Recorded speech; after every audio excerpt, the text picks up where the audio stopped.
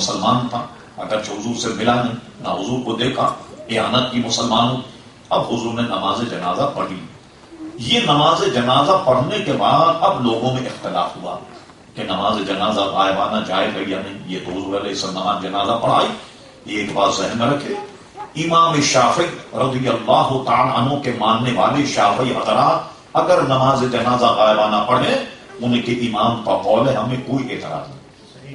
اعتراض اس پر ہے کہ اپنی اٹکل اور اپنی عقل سے حدیث کو سمجھ کر نماز جنازہ پڑھے، جس کو ہم کہتے ہیں غیر مقلد.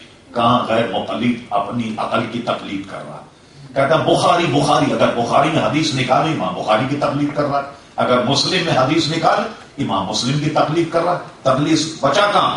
ارے صاحب خفیہ بات کر دوں ذرا بند لفظوں میں کہ صاحب یہ میرا بیٹا ہے. بھائی آپ کا بیٹا کیسے؟ یہ صحیح علم کس کو ہے؟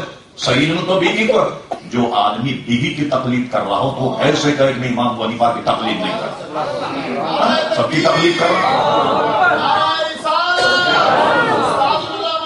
تو ہم تو امام اعظم ابو حنیفہ کے مقلد، امام شافعی پر ہمارا کوئی اعتراض نہیں. آدمی ہم نے مذاکرے کا چاروں مذہب حق ہے، اور اگر ہمارے مذہب کا امام نہ ہو، چاروں مذہب کے امام میں سے کوئی ایسا آدمی جس میں شرائط امامت پائی جاتی، سنی ہو، شرائط امامت پائی جائیں، اگر ہمارے مذہب کی رعایت کرے تو ہم چاروں امام میں سے ہر ایک کے پیچھے نماز پڑھ لیں.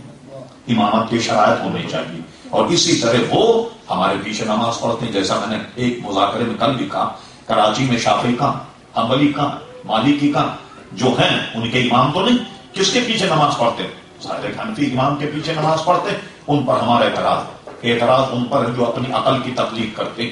لیجیے صاحب، اس سے ثابت ہوا کہ حضور علیہ السلام نے نماز جنازہ غائبانہ پڑھی. اب آئیے علامہ ابو الفضل قاضی عیاض رحمت اللہ تعالی، جو اندلس کے قاضی القضات، آپ جانتے اندلس یہ اسپین جو مسلمانوں کی غفلت کی وجہ سے 700-800 سال حکومت کرنے کے بعد یہ اسپین اب مسلمانوں کے ہاتھوں سے چلا گیا.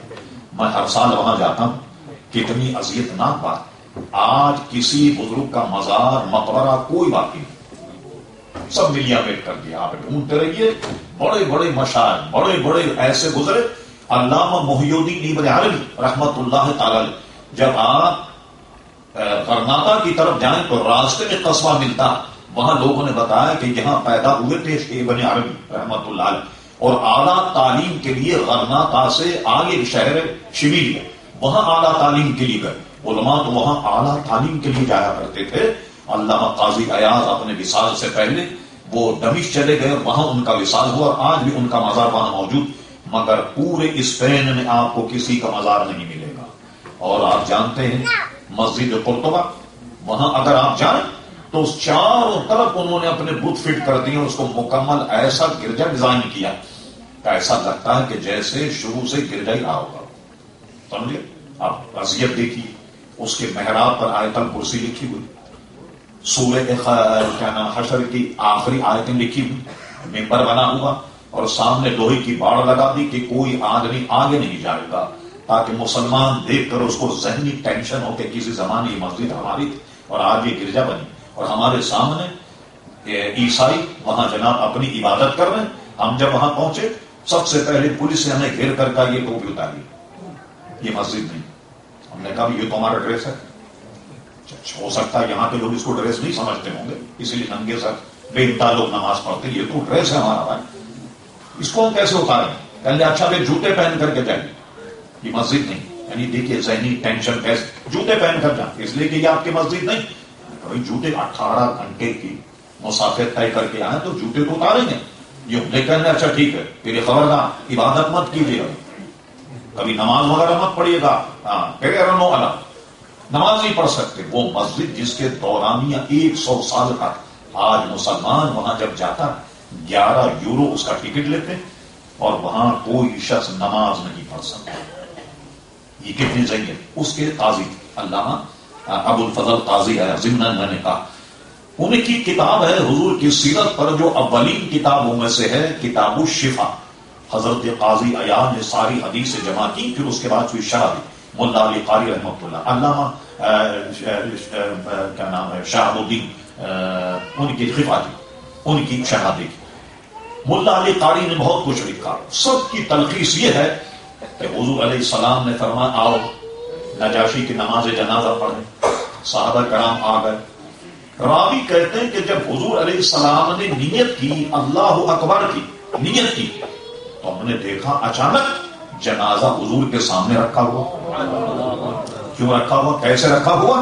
حضور علیہ السلام نماز کے لیے کھڑے، رب کریم نے جبریل امی کو بھیجا اور جبریل امی نے زمین کو سمیٹ کر اور نجاشی کے جنازے کو حضور کی بارگاہ میں پیش کر دیا۔ اب حضور علیہ السلام نے نماز جنازہ پڑھائی۔ اب ہمارے امام کہتے کہ یہ جنازہ غائبانہ کب تھی؟ یہ تو حضور کا معجزہ تھا کہ زمین جناب سکیڑ کر سمیٹ کر اور حضور کے بارگاہ میں نجاشی کو پیش کر دیا گیا۔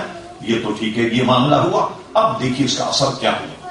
حضور علیہ السلام نے نجاشی کی نماز جنازہ پڑھائی، اس کا اثر یہ ہوا کہ جب وہ اپنے شہر دفنایا گیا اور یہاں حضور نے نماز جنازہ پڑھی تو لوگ کہتے ہیں کہ 15 دن تک اس کی قبر سے نور کی کرنیں نکلا کرتی، نور کی لپٹیں نکلا کرتی تھی، جس کی نماز جنازہ حضور علیہ السلام نے پڑھائی۔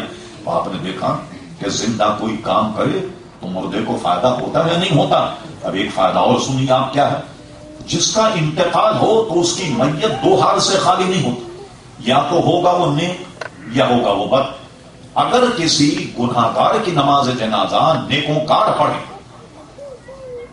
اچھے لوگ نیک لوگ اگر پڑھے تو اللہ تبارک و تعالیٰ ان کی نماز جنازہ سے میت کی مغفرت فرما دیتا ہے۔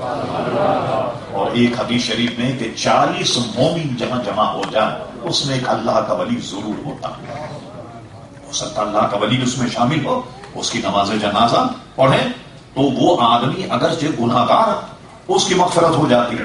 اچھا آدمی اگر نیکوکار تو کیا ہوگا؟ سبحان اللہ، تفصیل فتح و رضویہ میں ملاحظہ فرمائی، ہم اس کی تلخیص بیان کرتے۔ اگر میت نیک اور نماز جنازہ پڑھنے والے ہمارے جیسے گناہگار، تو نماز جنازہ پڑھنے سے فائدہ یہ ہوتا ہے کہ جتنے بھی نماز جنازہ میں شریک ہیں ان بزرگ کے طفیل سارے نمازیوں کی مغفرت ہو جاتی ہے۔ جو نماز